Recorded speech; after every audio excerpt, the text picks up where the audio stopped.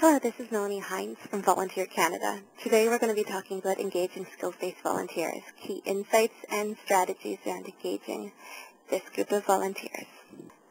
The overview of the presentation, we'll begin by discussing characteristics of today's volunteers, and then we'll proceed with defining skills-based volunteering. We'll discuss the benefits of engaging skills-based volunteers and go through the volunteer engagement cycle.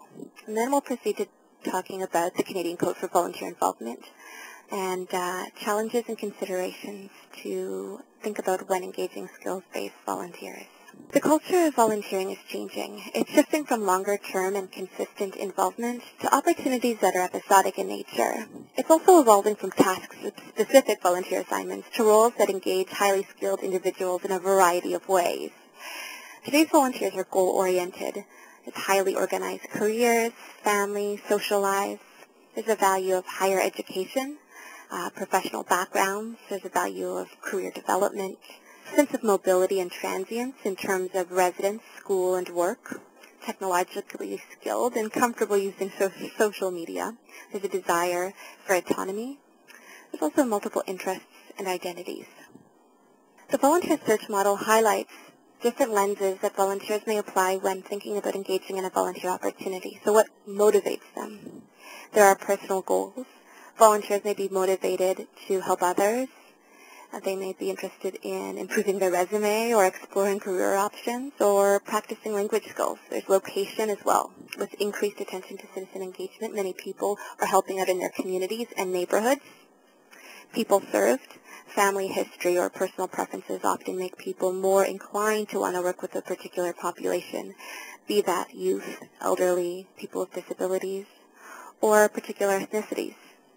Subsector. Our passions may influence the type of organizations with which we want to volunteer.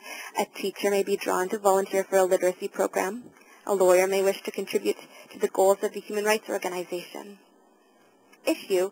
When a particular public policy issue arises, such as same-sex marriage or municipal restructuring, or a natural disaster or health emergency occurs, many people are willing to respond to calls for help to mobilize citizens. And then finally we have skills.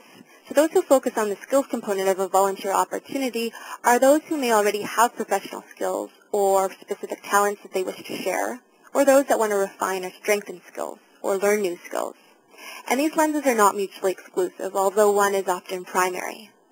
And the benefits of engaging skills-based volunteers are vast. It can increase organizational capacity. Given that many organizations in Canada are small with fewer than 2 paid employees, the focus tends to be on delivering basic programs and services. So engaging volunteers with administrative, management, and communication skills can enhance the capacity of the organization to meet today's challenges. They provide specialized skills. Skills-based volunteer engagement can bring in people with specialized skills and professional backgrounds that may not otherwise be present in the organization. They can improve long-term sustainability. Volunteers with the skills to facilitate planning, create business cases, develop funding proposals, and lend their skills to key strategic directions will benefit the organization in the future.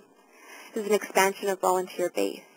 So the skills-based approach can engage volunteers who would not normally apply for more traditional ongoing volunteer positions. And once someone's volunteered for a specific task or project, they are likely to be willing to meet other needs within your organization.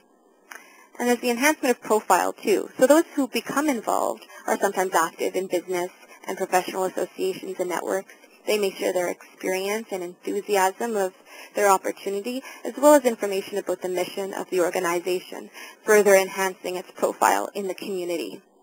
So when developing a skills-based volunteer strategy, organizations can follow these 6 steps. This model is useful to follow when engaging any type of volunteer, but we've put specific strategies that are consistent with engaging skills-based volunteers or pro bono volunteers specifically.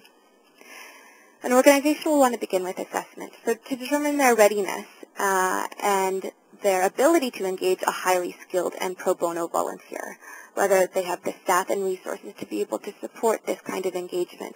This includes clarifying roles and responsibilities within your organization and identifying potential projects or tasks that can be completed by a highly skilled and pro bono volunteer. There's a planning phase. You'll want to obtain commitment from leadership as well as staff to collaborate with a highly skilled and pro bono volunteer. The scope of work. So develop details of around the scope of work. This includes estimated time required for the volunteer, time frame, deliverables, and accountability as well as evaluation.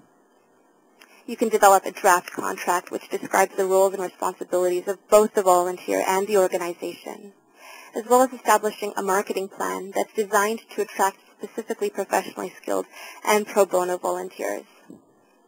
With engagement, you'll want to begin with completing screening processes as per organizational policy and develop an orientation package for skills-based volunteers, explaining the organization's mission, vision, objectives, the rights and responsibilities of all volunteers, and the objectives of the volunteer task.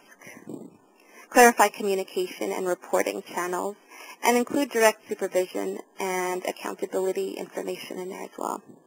For implementation, it's excellent to provide opportunities for feedback, so enabling the volunteers to share their experiences with members of the senior management and other staff is an excellent practice.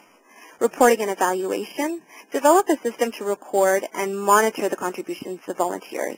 Report on outcomes and deliverables, and draft an exit interview for use at the closure of a specific volunteer project. And finally, we have recognition. Develop a recognition plan that identifies the contributions that volunteers make to the organization. This can be done in a variety of ways, whether it's inviting a volunteer to an annual general meeting and acknowledging them verbally or presenting them with an award. You can invite them to join staff in training in a new or related field or participate in another project. You can invite volunteers to take on a leadership role in a committee or a board as well. The Canadian Code for Volunteer Involvement represents a commitment and standard of practice by nonprofit organizations in strengthening their volunteer engagement strategy. It's a declaration of the commitment to achieve standards for volunteer involvement in Canada, and it's a framework for involving volunteers at the governance, leadership, and direct service levels.